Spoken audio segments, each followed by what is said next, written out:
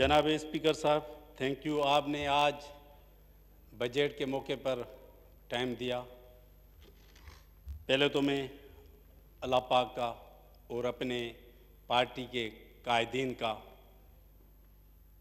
शहीद मोहतरमा बेनज़ीर भुट्टो साहबा का, कोर चेयरमैन असफ़ अली ज़रदारी साहब, चेयरमैन असांजो शहज़ादो बिलावल भुट्टो ज़रदारी साहब और मानार यदी फरियाद टालपुर साहबा। पहले तो मैं जो आजकल कोरोना की वजह से डॉक्टरों, पैरामेडिकल, नर्सें और जो भी स्टाफ है उनको मैं सलूट पेश करता हूं। जो आजकल जो वो कुर्बानियां दे रहे हैं पूरी कौम, पूरी दुनिया में, ख़ास करके मैं ये भी अर्ज़ करूंगा गवर्नमेंट को,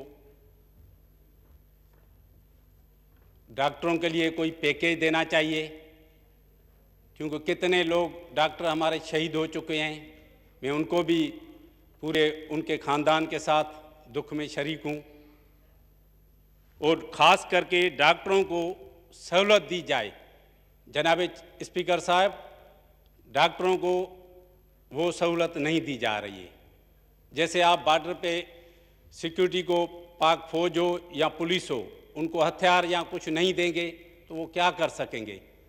मेरी गुजारिश ये है जनाब स्पीकर साहब, डॉक्टरों को फुल किट और पूरी जो उनकी सहूलत हैं उनको दी जाए। दूसरा, इसमें जो डिस्ट्रिक्ट के डीसी या जो पूरा इसमें जो इन्वॉल्व हैं अवाम की खिदमत के लिए जो टेस्टें करते हैं उनको भी मैं सलाम पेश करता हूँ। जनाब स्पीकर साहब, अभी एक कराची के मेंबर ने बात की कि कराची में सफाई नहीं हो रही है। मैं उनको आपके से बताना चाह रहा हूँ, सफाई किसके हाथ में है? वो आपके जो इत्तेहादी बैठे हुए हैं वो मेयर के अंडर में होती है। सिंध गवर्नमेंट का होता है उनको बजट देना, सफाई कराना ये मेयर के अंडर में आती है। हालांकि हमारी सिंध बजट में जो अभी चीफ मिनिस्टर सैयद मुराद अली शाह ने जो पेश की, उसमें बल्दियात के लिए 5% डेवलपमेंट के लिए बढ़ाया गया है। मैं उनका शुक्रिया अदा करता हूं, क्योंकि और ख़ास करके ये बोल के तो चले जाते हैं तो कराची, मैं ये कहता हूं इनको, कराची सूबा सिंध है। पहले एक MQM के मैंने भी ये बात कही, अंदरूनी सिंध। मैं उनको बताना चाह रहा हूं मेरे भाई, मैं किसी के ऊपर तनकीद नहीं कर रहा हूं, पर जहां रहता है आदमी उधर का खैर मांगता है। और जो धरती माँ के बराबर होती है, वो आज तक उनको ये नहीं है कि ये सूबा सिंध है या कराची और अंदरूनी सिंध का क्या मतलब है। मैं तो ये अर्ज करता हूं जनाब स्पीकर साहब, अल्लाह पाक इन बंदों को हिदायत करे। और जो हालात हैं इस दौर में, तो किसी के ऊपर बिला जवाज तनकीद करना भी नहीं चाहिए। पर समझ में बात नहीं आ रही कौन सी ये बस खड़े होते हैं, इनको किसी के आँख में होता है कांटा कि सिंध सिंध, अंदरूनी सिंध, कराची अलग है। जनाब स्पीकर साहब, इस पे भी अल्लाह पाक इनको कुछ हिदायत करे कि ये बाद आ जाएं। जनाब स्पीकर साहब, इस बजट में जो गवर्नमेंट मुलाजिम हैं उसकी बजट में कुछ भी नहीं रखा गया। हालांकि कितनी महंगाई बढ़ गई है, उस पे भी जो आखिरी फिनांस बिल ये पास हो तो उसमें ये गवर्नमेंट जो सर्वेंट हैं उनके लिए कुछ रखना चाहिए। दूसरा, जनाब स्पीकर साहब, हमारी जब गवर्नमेंट थी, हमारा प्रेसिडेंट आसिफ अली ज़रदारी साहब था, तो 100% पेंशन बढ़ाई गई। मैं उसको इस मौके पे भी याद करना चाह रहा हूँ, क्योंकि जो इधर बैठे हुए हैं असेंबली के स्टाफ पूरी जो जॉब करते हैं वो दुआएं देते हैं, और गरीब क्या करेंगे? कुछ भी नहीं कह सकेंगे। आप उनसे पूछो जिनकी तनख्वाह 20,000 है, जनाब स्पीकर साहब, वो कैसे गुजारा करता है। मेरी गुजारिश है पेंशन भी बढ़ाई जाए जनाब स्पीकर साहब। और तनख्वाह भी बढ़ाई जाए। हालांकि पहले तो जनाब स्पीकर साहब जो असेंबली का स्टाफ, जो सिक्योरिटी वाले इधर होते थे, उनको पैकेज बजट सेशन का दिया जाता था। मेरी गुजारिश है वो भी गरीबों को देंगे तो वो दुआ करेंगे, क्योंकि इनका भी ज़्यादा हक होता है। आप देखो सारे अभी ड्यूटी कर रहे हैं, रात को भी मैं आपको भी अप्रिशिएट करता हूँ, रात को 10:30 बजे तक आप इजलास में इजलास चलाया। जनाब स्पीकर साहब, इस बजट में कहीं भी माइनॉरिटी का डेवलपमेंट का नहीं रखा गया है। हालांकि मैंने सुना दूसरे जो ट्रेजरी बेंच के हैं उनको बजट में किसी को 20-15 करोड़ दिया गया है। हमारे को आपका नहीं चाहिए। हमने 2002 में भी मैं तो ये कहूँगा इससे अच्छा दौर मशरफ का था, वो डेवलपमेंट मिलता था, उसमें आपका बाबा साईं भी इधर उस टाइम में हमारे साथ था। जनाब स्पीकर साहब, हालांकि हमारे माइनॉरिटी का जो फंड है ETP भी, उसमें जो मेरे को रिपोर्ट है 20 अरब से ज़्यादा वो माइनॉरिटी का फंड पड़ा हुआ है।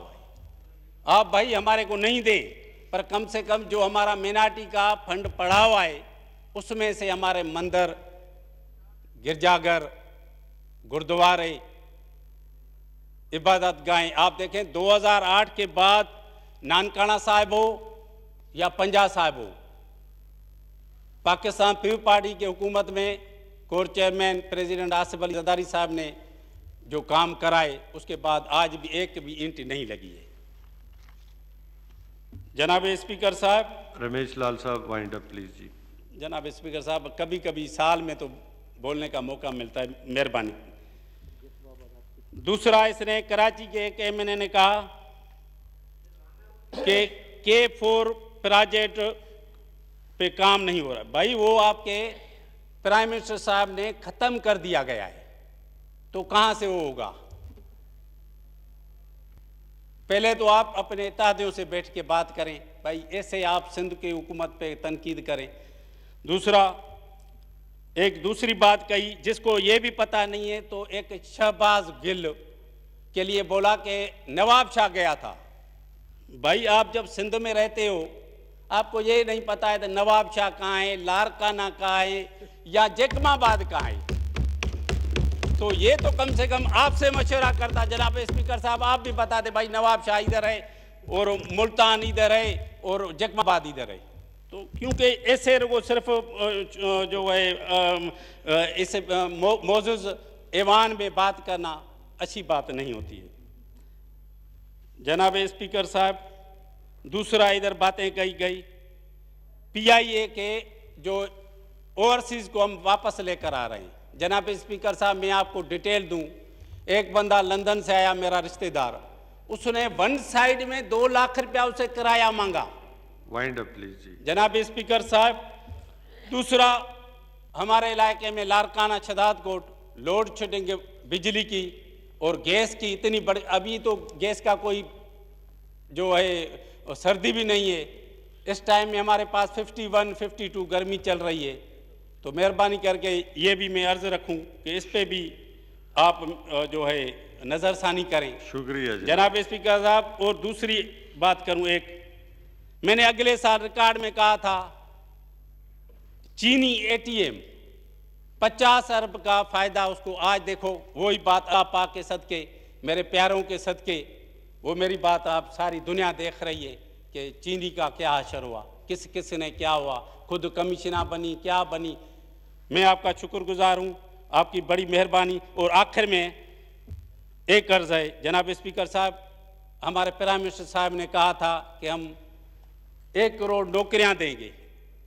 मैं आपके तो उससे अर्ज कर रहा हूं जनाब स्पीकर साहब, आप तो 10,000 स्टील मिल से बेरोजगार कर रहे हो लोगों को, ऐसे नहीं करें। मेरी गुजारिश है, ये बंदे वक्त गुजर जाता है, वक्त गुजरने में देर नहीं होती। हमने इधर भी बैठे हैं जनाब, इसमें 1 मिनट जनाब स्पीकर साहब, इधर भी बैठे इधर भी बैठे, हमने वक्त देखे हैं, वक्त गुजरते देर नहीं होती। मेरी ये दुआ है अल्लाह पाक करे, शुक्रिया, हमारा मुल्क तरक्की करे, और सारे जो बीमार हैं वो खुश हो जाएं, और ख़ास करके दूसरा मिनार्टी की सीटें 73 से वो ही 10 चलती आ रही हैं, वो भी कुछ इसके लिए अर्ज कर रहा हूँ कि वो बढ़ाई जाएं, जैसे दूसरे जनरल सीटें बढ़ी हैं तो मिनार्टी की भी बढ़नी चाहिए। Thank you. जनाब स्पीकर साहब, एक गुजारिश है, इस पे नज़रसानी की जाए, और ख़ास करके दोबारा अर्ज कर रहा हूँ, ये जो सैलरी है स्टाफ की बढ़ाई जाए, ये दुआ करेंगे। जीए बोटो, जीए मोहतरमा बेनज़ीर बोटो, जीए पाकिस्तान। ज़हूर हुसैन कुरैशी साहब जी। शुक्रिया जनाब स्पीकर। बिस्मिल्लाहिर्रहमानिर्रहीम। मैं सबसे पहले आप शुक्रिया अदा करूँगा, आपने मुझे आज बजट 2020-2021 पर अपनी बात करने का मौका दिया। कोशिश करूँगा कि मुख्तसर वक्त में अपनी गुजारिशात पेश करूँ और कम से कम वक्त लूँ। इसमें कोई शक नहीं है जनाब स्पीकर कि ये बजट जिन हालात में पेश किया गया ये गैर मामूली हालात थे। एक ऐसे वक्त में जब ये कहना मुश्किल है कि अगले 6 महीने में